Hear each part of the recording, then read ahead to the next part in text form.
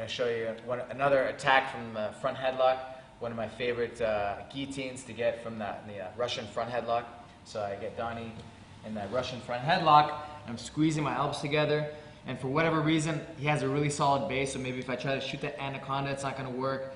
And I just want to have options, okay? So I make sure I really get that, that elbow in tight, okay? Because I'm going to shoot my knee inside here, and I have to make sure my hip is really tight against this elbow. So I'm here, I really shoot that elbow in, and I slide my knee in, but I make sure my hip is really tight against that arm, because if it's not, all the guy has to do is get his arm out over here, and he's out of the position. So make sure you guys, as you shoot the knee in, your hip is tight against his arm, okay?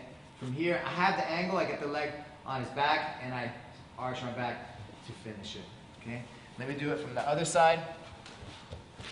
So, from here, that Russian front headlock, okay? Squeeze my elbows together, I shoot my knee in, and I get the angle, okay?